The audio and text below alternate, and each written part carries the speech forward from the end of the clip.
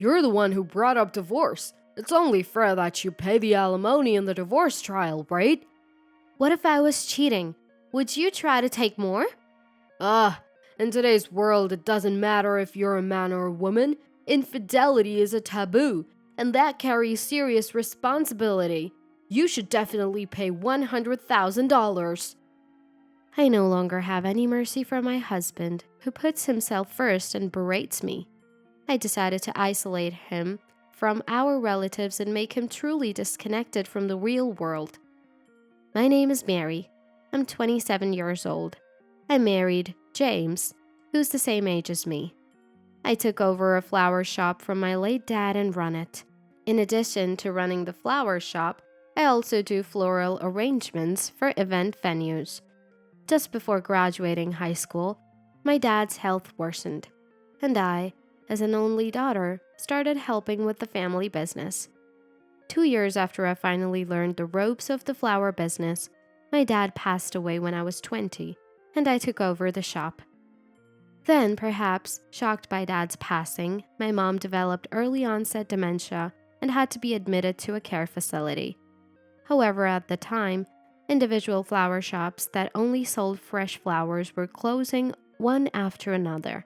I had to earn enough not only for the shop but also for my mom's care facility fees, which worried me greatly. That's when I remembered my dad's will. Challenge yourself with something new every day. So when I took over the shop, I incorporated floral arrangements into the business, which wasn't very common at that time. I met my husband James through these floral arrangements. I was 22 when I handled the floral arrangements for the founding anniversary party of James's company. James was working in the general affairs department then and was in charge of the event's venue decoration. During the meetings for the venue decoration, I grew to appreciate James' sincere attitude. Thanks to our meticulous planning, the event decoration was well received and the party ended successfully. After the founding anniversary party, James confessed to me on our way back. Mary, would you want to go out with me? I said yes to his proposal and we started dating. After dating for about 2 years, we got married. But actually, when James proposed to me, I initially turned him down. I'm running a business on my own. Plus, even though my mom is in a care facility, she needs frequent visits for her dementia care. I can't do household chores and would be a burden to you, James. So I can't marry now. I turned him down because I couldn't do household chores well and didn't want to burden him. So I said I couldn't marry at that time. But James, I love you, Mary. If you're that busy, I'll take care of everything at home. Let's get married, he offered. I was so moved by this love that I agreed to marry him. However, about a month after we got married, James stopped keeping his promise to do all the household chores. I've been transferred to the accounting department. There's no way I can do housework. James started coming home late, saying he had more overtime. He often worked on weekends, and we barely saw each other. Thinking, James has been transferred. It must be hard for him. I need to do my part. I managed the housework in the little time I had after early morning purchases. But 6 months into our marriage, I found myself doing all the shopping, cooking, laundry, and cleaning. I reached my physical limit and was bedridden for about 3 days. Luckily, there were no flower arrangement jobs during those 3 days, so it didn't inconvenience the customers. Realizing this could lead to a significant loss for me, I tried to discuss sharing household responsibilities with James. What? I never signed up to be a house husband, and I'm swamped with overtime. Are you trying to kill me? There was no room for discussion, but I was at a risk of collapsing too. I've got more big projects, and I haven't been able to visit Mom at the care facility. Can you help out a little? James seemed so averse to this conversation he couldn't wait for me to finish. Anyway, I have no intention of doing housework. That's a woman's job, right? So just do it. He ended the discussion unilaterally with an illogical reason. This is nothing like the promise we made before getting married. I'm busy too. Despite feeling the injustice, I decided to continue the marriage for the time being. However, James's overtime and weekend work continued even after 2 years.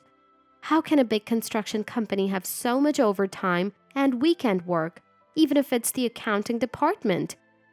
James' company is a major firm with a strong adherence to laws. They shouldn't allow unreasonable overtime or weekend work beyond the legally defined hours. It's strange for a company to have such long overtime periods, right? Normally, prolonged overtime and weekend work would lead to fatigue and health issues, but there was no sign of that in James. Instead, he seemed quite relaxed, saying, "This weekend I have to play golf for a client meeting. It's annoying to do this on my day off." He even looked happy. What? Entertaining in the accounting department? That's unheard of. Something's fishy. I started to suspect James' unnatural overtime and weekend work. I need to investigate this. With these thoughts in mind, as I entered the second year of marriage, I hired a detective agency to investigate James. The day after I received the report from the year-long surveillance of James by the agency, I pretended to be doing early morning purchases so no one would disturb me and flipped through the report in the delivery van. It contained some shocking facts.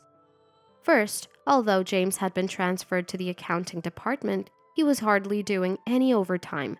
What the heck? This is completely different from what he told me. I collapsed from the exhaustion because of this. But more shockingly, the detective's report revealed an affair. James had been cheating with a university student named Jennifer, who worked part-time in the General Affairs Department, even before we got married. And this affair had continued even after our marriage. What? So he was meeting this Jennifer woman during his supposed overtime and weekend work? This is outrageous! According to the report, this Jennifer is currently 23 years old, a university student working part-time as an office assistant in the General Affairs Department at James's company. The enclosed photos showed her as not exceptionally beautiful, but fair-skinned and slightly plump, the kind of woman that seems to appeal to men. She's in a 4-year college and had to repeat a year once for playing too much. She's still job hunting while working part-time. This woman, she's not just young. James, this can't be true. The report continued. The relationship with Jennifer started about 6 months before James and I got married, and Jennifer continued the relationship even knowing James was married. Moreover, she had a boyfriend and was still seeing him. That... Hussy! I was trembling with rage as I read the report alone. Then came an even more shocking revelation. James had been driving me to my mom's care facility for visits. It was the only kindness I felt from him in his recent behavior. But even during those times when I was visiting Mom, James and Jennifer were enjoying their secret meetings in a hotel. To top it all off, the detective's report included audio recordings of their conversations. Hey, do you think your wife will bring up divorce soon? Yeah, she collapsed from overwork before, so she must be tired enough to bring divorce papers, right? So it's soon. I want to have a wedding abroad with the alimony we'll get. Yeah, where should we do it? Hawaii? Ew, that's so cliche. They must have been talking at some cafe. They betrayed me and planned to plunder the alimony from a divorce trial to fund their own marriage. The raw audio data conveyed the cruel reality more vividly than text, cutting deep into my heart. This can't be real. I never thought humans could be so greedy, cunning, and capable of such terrible things.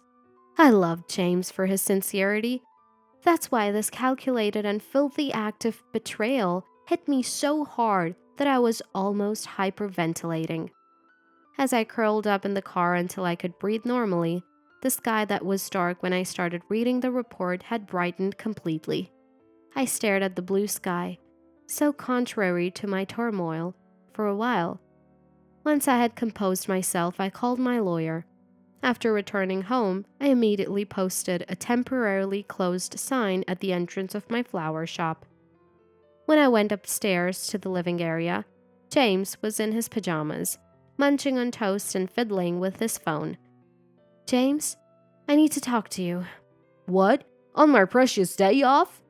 After reading the detective report, I noticed James's attitude towards me had completely changed. He used to be so kind. Now he's just a tyrant. What? Looking for a fight first thing in the morning? About our life together, James. I've reached my limit. Do you understand what I'm saying? The moment James heard these words, he smirked in a nasty way that I didn't miss. I'm a bit confused. Can you clarify? All right. To be more clear, I want to break up with you. At this, James not only didn't hide his smirk, but looked down on me arrogantly. So you're saying you want a divorce? James, unaware that I knew of his shoddy plans, eagerly jumped at the divorce I initiated. With his calculated approach, he demanded a division of property and alimony. Since Mary wants a divorce, of course, I need compensation. So for the divorce of property, I'll take this house, which is also the atelier and shop, the car, and half of the savings, which is $100,000. Plus for the alimony, another $50,000, and a restraining order with a $1,000 fine each time it's violated. While presenting the completed divorce papers, he said, You're the one who brought up the divorce. It's only fair that you pay the alimony in the divorce trial, right? The betrayal of the last 2 years and this inhumane behavior towards me caused me a headache and ringing in my ears. Stunned by the extreme treatment from my spouse, I whispered in my head, I'm tired, and then asked James one question. What if I was cheating? Would you try to take more? From a very condescending position, James retorted, Oh, yes. In this day and age, gender doesn't matter. Infidelity is forbidden, right? That's a serious responsibility. You should definitely pay $100,000 in alimony in the divorce trial. So, but I haven't cheated, right? Isn't this claim too high? Huh? I'm even making concessions here. You've been working right after high school, so you really don't know the world. That's why you have such a perception. It's your detachment from reality that always gives me chills and goosebumps. James's malicious words shattered my rationality. The tiny bit of affection I had for James in my heart transformed into a fiery rage. So, I don't need to show any mercy to this man. If I'm going to act, I'll do it thoroughly. With that thought in mind, I decided on my course of action. I resolved to socially isolate both my husband, James, and his affair partner, Jennifer, along with the people who raised them. First, I informed James that his demands wouldn't be met. Your demands won't be accepted, you know. First of all, the house is what I inherited from Dad when I was young, so it's not marital property. And the car is in the name of my company, so that's also not marital property. Do you understand? And just because you can't get shared property from me doesn't mean you can take all the savings. In fact, I should be the one receiving money since I've been paying for all our living expenses. What? So there's no rental income from the leased shop? No, but I've lived in this house for 3 years, so I should have residency rights. What are you talking about? Residency rights are something that comes up in evictions, not divorces. Are you thinking in terms of corporate housing since you were in the general affairs department? Ah, damn it! My husband seemed like he wanted to say something, but he couldn't keep up and remained silent, biting his lip. And about me being out of touch with reality? Well, then what's this? I held up the photos collected by the detective agency over the past year, showing James and Jennifer's affair right in front of James. Wait, why do you have these? James's face, which had been flushed with anger, turned pale. I already know about your affair with this Jennifer woman since before our marriage. Even someone as delusional as you can understand this, right? Take some time to think about your next move. With that, I sent James to the bedroom. Then I called my lawyer again, whom I had contacted in advance. Hello, Mrs. Mary. I was waiting for your call. Today, being a holiday, Mr. James's family was having breakfast together. Is that so? That's good to hear. So they will all come? Yes, they all agreed to come after I talked to them. However, it will take about 2 hours for them to arrive. Understood. Please tell them I appreciate the effort. 2 hours later, the family lawyer and James's in-laws arrived on time, and I welcomed them into the room. The in-laws had already been briefed by the lawyer about James's affair. John, my father-in-law, turned pale as he entered my room and approached me. Mary, I'm terribly sorry for the awful thing James has done. John, thank you for coming today. Please take a seat on the sofa, and I'll explain everything in detail. After inviting the in-laws to sit in the living room and giving them a moment, I called James. James, nonchalantly scratching his head, walked into the living room only to be met with glares from all the in-laws. Ugh, why are Dad and the others here? Seeing the in-laws seated in the living room, James couldn't help but raise his voice. Finding it tedious to deal with every reaction of James, I simply made him sit on the floor. In those 2 hours, James must have realized that his demands were not going to be met and that it was more beneficial for him not to divorce. I've decided to call off the divorce, he said, once again speaking down to me. Always looking down on me, aren't you? I was so beyond exasperated that I handled this foolish man's behavior with calmness. First, let's revisit this evidence. I presented the proof of James's affair one more time, this time in front of the in-laws. Photos of James and his mistress Jennifer hugging at the hotel entrance. Documents detailing the exact dates and times they met. And the audio data from the cafe where they discussed claiming alimony from me in a divorce trial. John, after seeing this evidence, was silent. His face flushed as he followed the dates and times James and Jennifer met. Linda, my mother-in-law, and Elizabeth, my sister-in-law, looked somber, tears welling up as they saw photos of James and Jennifer being affectionate. Linda repeatedly muttered, "I can't believe James would do this," sighing with each photo she turned. I wondered what my brother-in-law Robert was thinking. He sat with his arms crossed, eyes closed, frowning, looking up at the ceiling. As I observed the in-laws' reaction, I said, "Well, there's absolutely zero chance that James is innocent. The evidence I've presented is conclusive, and James has nothing to refute it." Hearing this, Robert and Linda burst into tears and apologized to me. Mary, we're so sorry. It's our fault for raising James to be such a scoundrel. Then, seeing his parents' state, Robert suddenly kicked James, who was sitting on the floor. You damn James! Don't you realize your actions are worse than animals? Robert, known for his strong sense of justice and having once aspired to be a professional kickboxer, was furious at his brother James's despicable behavior and couldn't help but lash out. Robert's powerful kick sent James sprawling face first onto the floor. "Bro, what the heck are you doing? That's disgusting!" Elizabeth, who had been bullied by James since they were kids and had always despised him, was clearly fed up. According to her, James always had a tough attitude towards the weak. Elizabeth, having been victimized by James in the past, decided to cut ties with her brother upon learning of his actions towards me. Her eyes were filled with disgust, no longer seeing James's family but as something vile. After the in-laws' reprimand of my husband, the lawyer began discussing the division of property and alimony for the divorce. Right, after discussing with Mary, we've decided the following for this divorce case involving James. First, the divorce will be finalized, as we already have the divorce papers James submitted earlier. Regarding the alimony, we're demanding $50,000. As for the division of property, there will be none. He also mentioned that James's actions of hiding the affair and trying to claim alimony could be considered attempted fraud, a criminal offense for which a police report could be filed.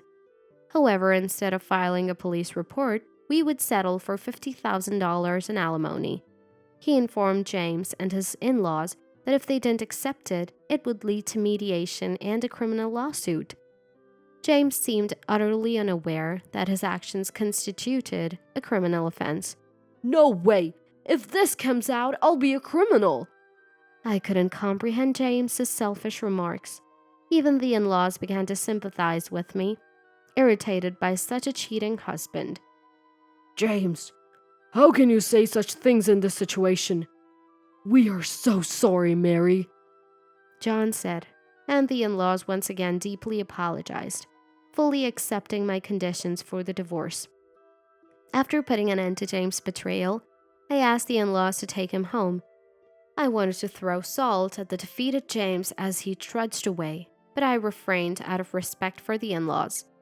Then I discussed with my lawyer about Jennifer, James's affair partner.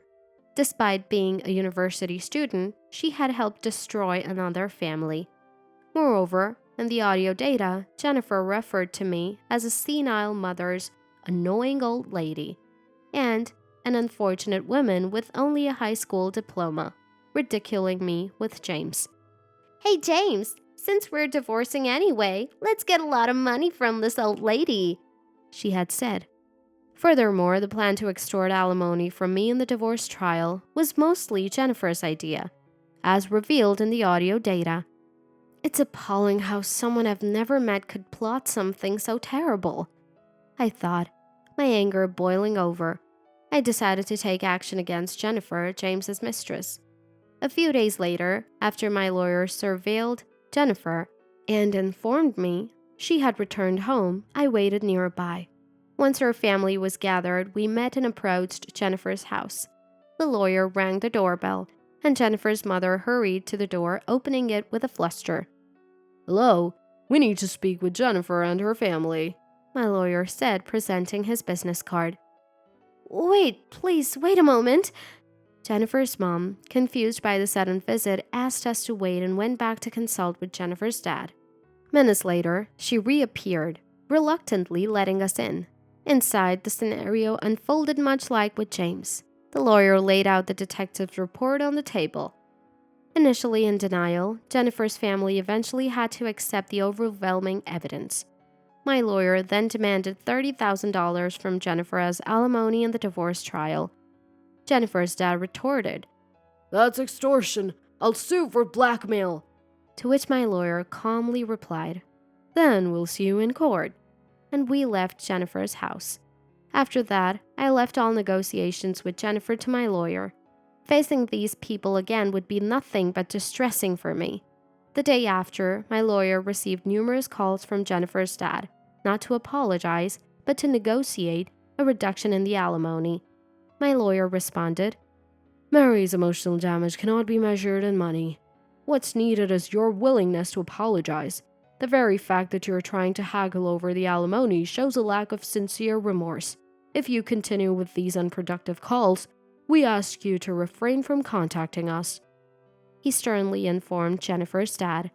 Jennifer's dad must have realized the gravity of his actions, as he eventually managed to gather the $30,000 by selling his valuables and paid it by the deadline. Later, Jennifer, along with her parents, visited my lawyer to offer a profound apology. Jennifer was in tears, her makeup smeared from crying. Apparently, she was cheated on by her boyfriend, with whom she was having an affair with James. "I regret what I did to Mary," Jennifer sobbed to my lawyer. I hope this ordeal has made Jennifer more sensible and she seriously pursues her job search.